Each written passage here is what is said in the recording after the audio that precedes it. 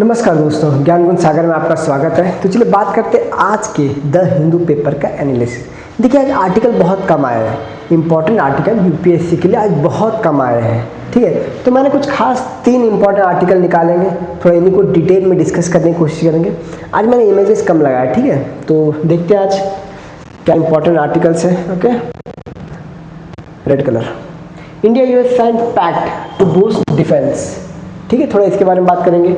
हालांकि already India और US का ऑलरेडी डिफेंस पैक्ट है, लेकिन अभी 10 इयर्स के लिए एक और साइन किया हुआ है, तो इसके बारे में देखेंगे। Speaker 6 time from supreme court for defection hearing. देखिए जो 10th शेड्यूल के अंदर डिफेक्शन का केसेस रहता है, फॉर एग्जाम्पल कोई अगर मिनिस्टर है या कोई एमएलए है, अपना पार्टी छोड़ के, अपना पार्टी डिफेक्ट करके, ठीक है, किसी और पार्टी के फेवर में वोट डालता है या किसी और फेवर पार्टी के बारे में अच्छी बातें करता है, ठीक है, तो जो पार्टी है, मतलब अगर इनके अगर वोटिंग का सिस्टम रहा, ठीक है, तो इनका क्या रहता है, विप, क्या रहता है, विप, इसके अगेंस्ट काम किया तो डिफेक्शन होता है। तो उसके तहत पार्टी बोल सकती है तुम यहाँ तो हमारा पार्टी छोड़ो, और यहाँ पे जो अपना स्पीकर है तो वो उसको निकाल सकता है, ठीक है, एमएलए के पोस्ट से निकाल सकता है। Next, Trump drops a bomb on US nuclear weapon testing. थोड़ा इसके बारे में देखेंगे। ओके, सो फर्स्ट आर्टिकल ये बोलता है India US sign pact to boost defence ties. ये कहाँ पे साइन हुआ है? कुआलालंपुर में साइन हुआ है, जो 12th मीटिंग था। देखिए आसियान का वैसे तो 47th मीटिंग था, लेकिन इंडिया आसियान का 22nd था, लेकिन और इंडिया में भी डिफेंस मिनिस्टर्स का 12th मीटिंग था। ठीक है, अलग अलग देश से जो डिफेंस मिनिस्टर्स आते थे, ठीक है, कुआलालंपुर में, तो उनका 12th मीटिंग था। ओके, तो यहाँ पे राजनाथ सिंह और यूएस सेक्रेटरी ऑफ वॉर पीट हेग्सेथ, ये दोनों आए, बात किए, India US defence pact sign किए। अब इसका कैरेक्टरिस्टिक क्या है, फीचर्स क्या है इसके डिफेंस का, वो थोड़ा देखेंगे। इंडो पैसिफिक फोकस करेंगे, इंडो पैसिफिक रीजन पे। आपको पता है इंडो पैसिफिक रीजन कौन सा है? इंडो पैसिफिक रीजन, तो इंडो पैसिफिक रीजन पे फोकस करेंगे। वहाँ पे जो चाइना का इन्फ्लुएंस है उसको थोड़ा कम करने की कोशिश करेंगे। जो साउथ चाइना सी है ना, वहाँ पे चाइना हमेशा अपना एग्रेशन दिखाता रहता है, ठीक है, वहाँ पे चाइना अपना एग्रेशन दिखाता रहता है, तो उसको काउंटर करने के लिए, और चाइना अपना प्रेजेंस इंडियन ओशन में बढ़ाना चाहता है सीपैक के थ्रू, है कि नहीं, तो उसको काउंटर करने के लिए ये वाला डिफेंस डील हुआ है। ठीक है, ये है इंडो पैसिफिक, ये देखिए, ये अपना इंडियन ओशन, ये पैसिफिक, तो ये जो एरिया है ना, इसको इंडो पैसिफिक बोलते हैं। ठीक है, Indo Pacific. Okay, next, defence technology industrial corporation. यहाँ पे बात हो रही कि दोनों कंट्रीज कंपनीज के जो है साथ में मिलकर वेपन्स बनाएंगे। ये तो हम ऑलरेडी रशिया के साथ कर रहे हैं, जैसे ब्रह्मोस हम रशिया के साथ मिलकर बना रहे हैं ना, दोनों साथ में ये कंट्रीब्यूट कर रहे हैं। ओके, प्रोड्यूसिंग, तो वहीं पे emerging technology, AI, cyber defence में साथ में मिलकर काम करेंगे। दोनों का इंडस्ट्रीज जो रहेगा, इंडियन इंडस्ट्रीज और वहाँ का, जैसे इंडिया का डीआरडीओ है, ठीक है, तो वहाँ का कोई कंपनी और वहाँ का गवर्नमेंट है कंपनी, दोनों मिलकर साथ में वेपन्स बनाएंगे, डिज़ाइन करेंगे। मिलिट्री टू मिलिट्री कॉपरेशन, जो अभ्यास वगैरह होते हैं ना, एक्सरसाइज वगैरह, युद्ध अभ्यास हो गया, तो ये साथ में मिलकर इनको करने का ट्राई कर रहे हैं। ठीक है, ये है। अब बात करते हैं कि ये तो हो गया कि आर्टिकल में क्या लिखा था, जो डिफेंस डील साइन किया। थोड़ा हिस्टोरिकल पर्सपेक्टिव भी जानते हैं कि इंडिया और यूएस हिस्टोरिकली कहाँ पे स्टैंड करते हैं। देखिए कोल्ड वॉर के एरा में जो यूएस था थोड़ा पाकिस्तान की तरफ अलाइन था, ठीक है, इंडिया की तरफ अलाइन नहीं था। आपने बांग्लादेश लिबरेशन वॉर में देखा होगा, जब यूएसए पाकिस्तान की मदद के लिए 1971 में ये न्यूक्लियर जो रहता है शिप भेजता है, ठीक है, तो वहीं पे यूएसएसआर हमारी मदद के लिए आता है, तब यूएसए को पीछे हटना पड़ता है। ठीक है, वहाँ से इंडिया और यूएसएसआर की गहरी दोस्ती शुरू होती है। Limited defence cooperation, US aligned with Pakistan, India non aligned lean towards USSR. हमारा झुकाव थोड़ा यूएसएसआर की तरफ था। कैसे? आपने 5 ईयर प्लान देखा होगा। 5 ईयर प्लान हमने कहाँ से लिया है? यूएसएसआर से लिया है। ठीक है, क्योंकि यूएसएसआर जो ग्रेट डिप्रेशन था 1929 में, वहाँ पे उसका 5 ईयर प्लान से उसको बहुत फ़ायदा हुआ था। दुनिया डिप्रेशन में थी लेकिन यूएसएसआर ग्रोथ कर रहा था 1929 में, द ग्रेट डिप्रेशन के टाइम पे। Post cold war, growing engagement, US lift sanction, ठीक है। पोस्ट कोल्ड वॉर में थोड़े से रिलेशन ठीक ठाक हुए, मैं नहीं बोलूँगा कि बेस्ट हुए, थोड़े ठीक ठाक हुए। स्ट्रैटेजिक पार्टनरशिप एरा 2005 से 2015 में स्ट्रैटेजिक पार्टनरशिप था। ये 2008 है, ठीक है। 2008 में सिविल न्यूक्लियर डील साइन हुआ। यहाँ पे क्या था ना, जो सिविल पर्पस के लिए हम न्यूक्लियर परचेस कर सकते हैं, जो कि एनएसजी कंट्री है ना, न्यूक्लियर सप्लाई ग्रुप, इसमें कितने मेंबर हैं? इसमें 48 मेंबर्स हैं, जिसमें चाइना भी एक मेंबर है। तो चाइना हमारा एंट्री इसमें रोका हुआ है, ठीक है।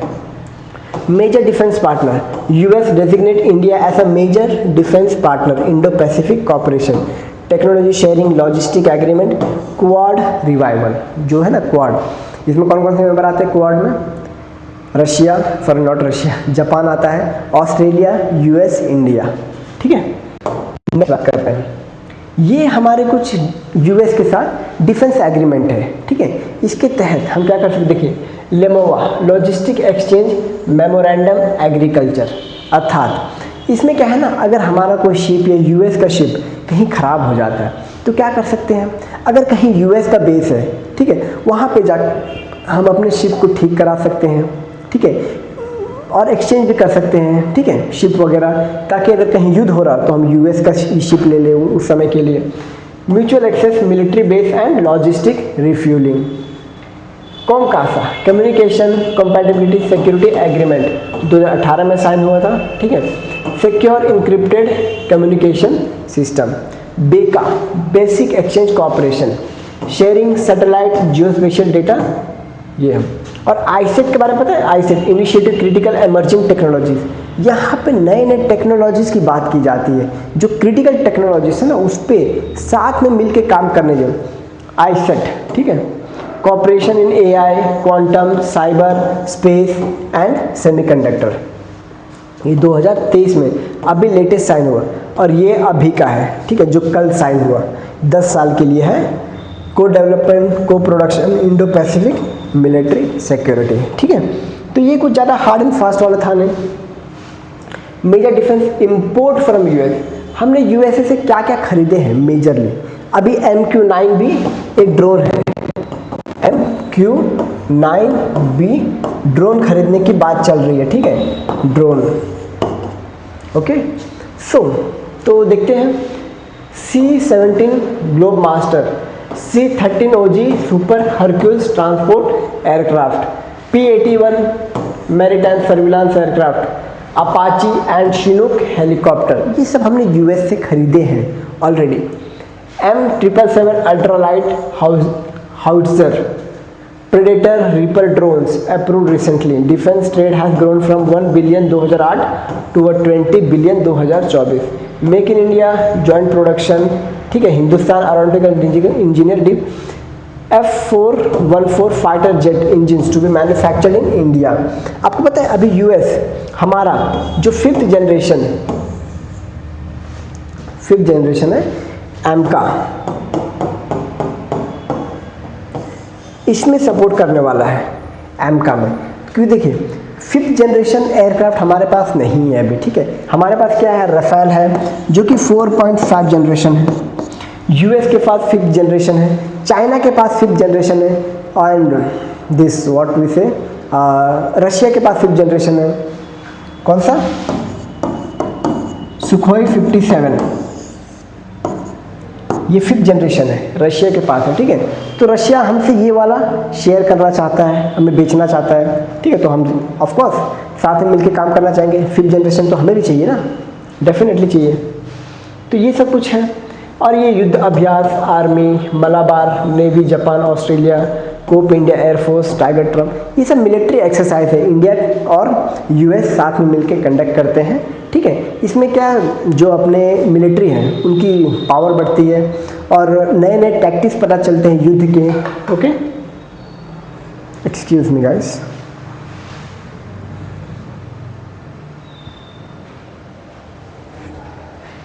नेक्स्ट बात करते हैं, ये है next article, speaker 6 time from supreme court defection. अब देखिए, अब ये वाला पूरा टोटल केस है ये वाला, ठीक है।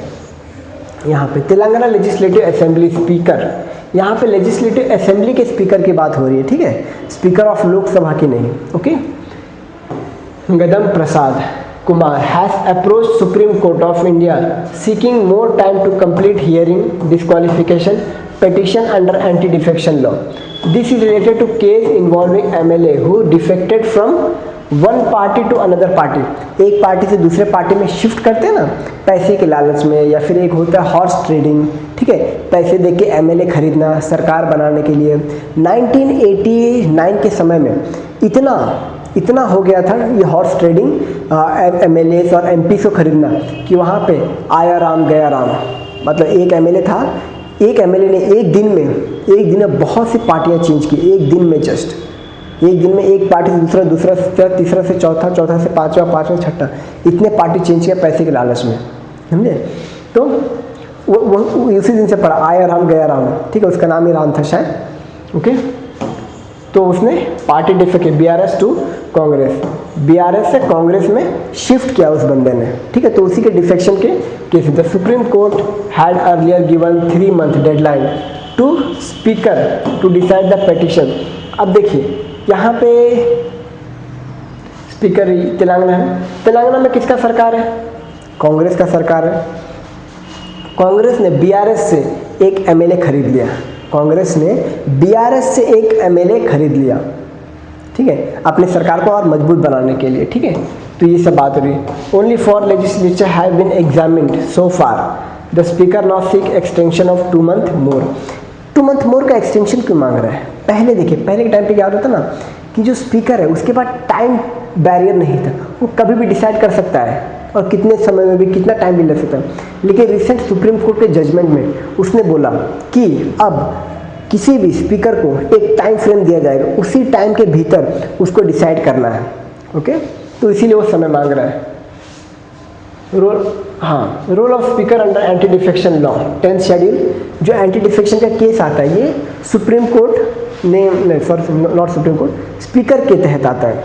ओके, तो decide disqualification of MLAs if they defect from the party whose tickets there, ये तो आपको पता ही है, एक पार्टी से दूसरे पार्टी में चला जाना। Speaker decision subject to judicial review की हो तो होलोहान केस 19।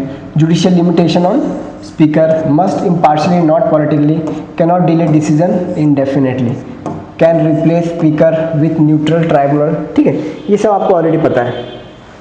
यहाँ पे स्पीकर ऑफ लेजिस्लेटिव असेंबली से रिलेटेड कुछ पावर्स है, ठीक है। देखिए, जो स्पीकर ऑफ लोकसभा है इसका आर्टिकल 93 आता है, 93, लेकिन हम लेजिस्लेटिव असेंबली की बात कर रहे हैं, हम लेजिस्लेटिव असेंबली की बात करें तो यहाँ पे article 178 speaker and deputy speaker legislative assembly, इसकी article 178 vacation resignation removal of speaker and deputy speaker. 180 duties in the absence of speaker, आप ये देख सकते हो एग्जाम में कभी कभी पूछा जाता है स्पीकर से रिलेटेड, तो आप ये देख सकते हो, ठीक है। Powers and function of speaker, ये आपको मेन पर्सपेक्टिव के लिए इंपॉर्टेंट आ सकता है। Preside over assembly proceedings, decide what is bill resolution और motion, interpret enforce rules procedure, maintain order and decorum in the house, can suspend remove disorder member, decide whether a bill is a money bill, और ये power रहता है उसका। अगर कोई भी bill जैसे आधार कार्ड का उसको मनी बिल बोल के पास करवाया गया था अपना पार्लियामेंट में, तो यहाँ पे बताते हैं कि कोई भी जो बिल है वो मनी बिल है कि नहीं, ये पावर स्पीकर के पास रहता है। अगर मनी बिल बोल दिया कि स्पीकर ने उसको लिख दिया कि ये मनी बिल है, तो राज्यसभा में उसको पास होने में जरा भी समय नहीं लगता, सिर्फ 14 दिन लगता है, उसमें पास हो जाता है वो। Okay, financial power, annual financial statement, budget is properly discussed, ठीक है।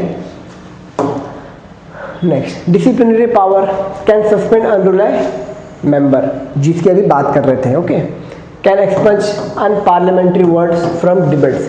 फॉर एग्जाम्पल, अगर पार्लियामेंट में किसी बंदे ने कुछ गलत बोला, हालांकि उनको फ्रीडम ऑफ स्पीच ज़्यादा रहता है, लेकिन फिर भी कुछ गलत बोला, तो स्पीकर उसको हटवा सकता है। वो बोल सकते हैं कि अगर इसको किसी ने प्रिंट किया तो उसको ऊपर सैंक्शंस लग सकते हैं।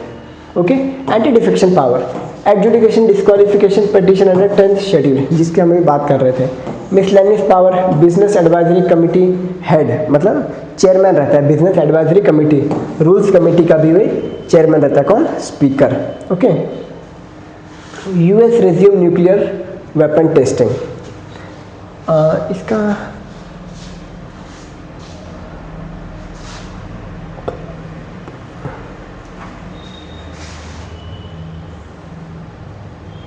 ये देखिए, अभी न्यूज़ आ रहा है, हवा में खबर फैली है कि यूएसए अब न्यूक्लियर टेस्टिंग शुरू करने वाला फिर से। पहले क्या सीटीबीटी होता था, ठीक है, comprehensive nuclear test ban treaty, जिसको यूएसए ने साइन तो कर लिया पर रेटिफाई नहीं किया, लेकिन फिर भी न्यूक्लियर वेपन जो रहता है ना, बॉम्ब, न्यूक्लियर बॉम्ब टेस्ट नहीं कर रहा था। अब यूएसए फिर से टेस्ट करने वाला। दुनिया में सबसे ज़्यादा न्यूक्लियर वेपन किसके पास है? रशिया के पास, समथिंग अराउंड 6000 के आसपास। सेकेंड नंबर पे किसके पास है? यूएसए के पास, समथिंग अराउंड 5500 के पास। तीसरा नंबर चाइना, समथिंग अराउंड 500 के पास। उसके बाद आते हैं इजराइल, इंडिया, पाकिस्तान, ठीक है, फिर ये आते हैं। तो after 33 years long moratorium on nuclear weapons testing, former US president Donald Trump announced that US would resume nuclear test ban, ठीक है, हम nuclear testing. Global tension are rising, of course tension तो राइज होगी ना, वो न्यूक्लियर वेपन उसके पास already है, और क्यों बनाना चाहता है? क्या रशिया से आगे निकलना चाहता है? तो उसमें क्या हो, तो ऑलरेडी बहुत से वेपन में रशिया से ऑलरेडी आगे है, जीडीपी में आगे है, इकोनॉमी में आगे है। Russia successful tested nuclear capable cruise missile. Nuclear capable cruise missile तो कोई भी कर सकता है, और यूएसए भी करे तो, लेकिन न्यूक्लियर बॉम्ब बनाने में ये थोड़ा खतरा है। Trump just met Chinese president Xi Jinping, just उसके, the author sees this as a dangerous shift in US nuclear posture. Of course it's a dangerous shift, अगर न्यूक्लियर वेपन यूएस टेस्ट करने लगा, वो तो और ज़्यादा यूरेनियम का एनरिचमेंट करेगा, ज़्यादा वेपन्स बनाएगा वो, ठीक है। आर्म्स रेस रिवाइवल, जब कोल्ड वॉर के टाइम पे आर्म रेस हो रहा था ना कि मैं ज़्यादा बनाऊंगा, ये यूएसएसआर बोलता था मेरे पास ज़्यादा वेपन है, यूएसए बोलता था मेरे पास ज़्यादा वेपन, ये तो वही हो रहा है ना। Ending testing ban could be trigger new nuclear arm race, the move undermine decades of efforts under comprehensive nuclear test ban treaty, non proliferation treaty, new start treaty, US Russia arm control agreement. ये वाला sign हुआ था something around 1970s या 80s के आसपास, जब गोर्बाचो leader थे, ठीक है, मिखाइल गोर्बाचो, ओके, तो उनके समय में ये साइन हुआ था न्यू स्टार्ट। यहाँ पे बात हुई थी कि अब न्यूक्लियर टेस्ट हम कम करेंगे, जो हम फैलाने वाले थे कि यहाँ ये करना है, न्यूक्लियर वेपन्स यहाँ पे बिठाना है, तो उसको कम करने की बात की थी, ठीक है। लेकिन अब इसको, और ये सिर्फ न्यूक्लियर न्यू स्टार्ट ट्रीटी, अच्छा न्यू स्टार्ट ट्रीटी 2010 को था, एक आता था स्टार्ट ट्रीटी, वो हुआ था मिखाइल गोर्बाचोव, ये था न्यू स्टार्ट ट्रीटी, ये एक्सपायर होने वाला है 2026 में। Testing further erode trust. Non proliferation treaty, ये तो पता ही है, nuclear state pledge to disarm over time. बहुत से कंट्री जिन्होंने इसको साइन किया, उन्होंने बोला कि हम अपना न्यूक्लियर वेपन धीरे धीरे ख़त्म कर देंगे, लेकिन कोई ख़त्म नहीं कर रहा है, ठीक है, सिर्फ बढ़ा रहे उल्टा। CTBT, comprehensive nuclear test ban treaty 1996 में साइन हुआ। यूएस ने इसको साइन तो किया पर रेटिफाई नहीं किया, तो यूएस अभी फिर से न्यूक्लियर वेपन बना रहा है। Impact on global non proliferation region, US withdrawal weakens the moral authority to oppose countries testing, encourage rogue states to disregard treaties, risk of tactical nuclear use increases especially in unstable region, breakdown of the grand bargain nuclear test, ठीक है। Non nuclear state कौन से हैं? won't build nukes, nuclear state like US gradually disarm, मतलब इसका ये था कि जो नॉन न्यूक्लियर स्टेट थे वो अब न्यूक्लियर वेपन नहीं बनाएंगे, लेकिन जो न्यूक्लियर स्टेट था जैसे यूएसए हो गया, रशिया हो गया, ये लोग बोले हम धीरे धीरे ख़त्म कर देंगे अपना न्यूक्लियर, लेकिन कोई ख़त्म नहीं कर रहा है। शॉर्ट टर्म में क्या लॉस है इसका यूएस के लिए?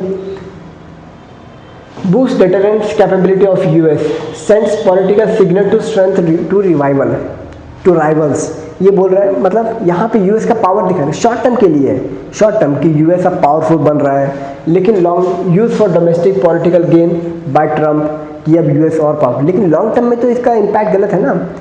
चाइना अभी और पावरफुल नेशन बनता जा रहा है इकोनॉमिकली, तो चाइना तो उससे ज़्यादा ये वेपन बनाएगा। Arm race with Russia and China बोलेगा तू 10 बनाएगा मैं 20 बनाऊंगा। चाइना तो वर्ल्ड, ये मार्केट फॉर द वर्ल्ड है। D establishing south Asia, India and Pakistan, ये बोलेंगे हम भी बढ़ाएंगे। Weakening of international institution, international atomic energy agency और यूएन। जब खुले आम ट्रंप ऐसे फैसले ले रहा है तब तो इनका कुछ काम ही नहीं है ना। Need for global dialogue solution, propose major, initiate trilateral US Russia China, new start treaty with updated terms, 2026 में एक्सपायर होने वाला है, इसको फिर से साइन करना चाहिए। और न्यूक्लियर टेस्ट रोकना चाहिए, ठीक है, nuclear bomb, strength CTBT and make it legally enforceable, encourage no first use, जो हमारा इंडिया का है no first use policy globally, strategic stability, confidence building. Okay, major global nuclear treaties, दुनिया में जो मेजर ग्लोबल न्यूक्लियर ट्रीटीज है उसके बारे में बात करते हैं। कौन कौन से हैं? Nuclear weapon state, US Russia UK France China, ये रिकग्नाइज्ड है, ठीक है, इनके पास है, ठीक है। तो लेकिन इसके अलावा बहुत, साउथ कोरिया के पास है, इजराइल के पास है, इंडिया के पास है, पाकिस्तान के पास है। ये वो है जिन्होंने nuclear non proliferation treaty sign किए हैं, ठीक है। Non nuclear weapon state pledge not to develop nuclear weapons, लेकिन फिर भी कर रहे हैं। ये अपना नॉर्थ कोरिया के एग्जांपल ले लीजिए। Allow peaceful nuclear energy sharing under IAEA safeguard. India Pakistan Israel are not signatories object discriminatory nature, of course discriminatory है। दूसरी बात तो ये पहले बोलते हैं कि तुम मत बनाओ, ठीक है, और हम जो है हम धीरे धीरे कम करेंगे, लेकिन किसी ने कम नहीं किया अभी तक। Comprehensive nuclear test ban treaty 1996 में साइन हुआ, bans all nuclear explosions of military और civilian purpose, sign 187 country but not in force because key state like US, China, India, Pakistan, North Korea, Israel, Iran, Egypt have not ratified. जो main जिनके पास है उन्होंने sign नहीं किया, ratify नहीं किया। क्या मतलब है फिर इस ट्रीटी का? India, Pakistan, North Korea have not sign, India ने तो साइन भी नहीं किया है, क्यों साइन करे भाई? Treaty on the prohibition nuclear weapons, first treaty to completely ban position use of development of nuclear weapons, supported by 122 countries but none of this nuclear arm state. P5 पता है ना, परमानेंट फाइंड of UNSC, United Nation Security Council. Okay, कौन कौन है उसमें P5 में?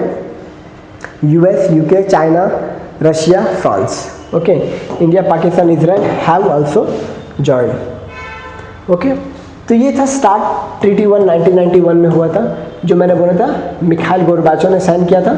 Okay, start 1 1993-97 US Russia, further reduction in the not fully enforceable.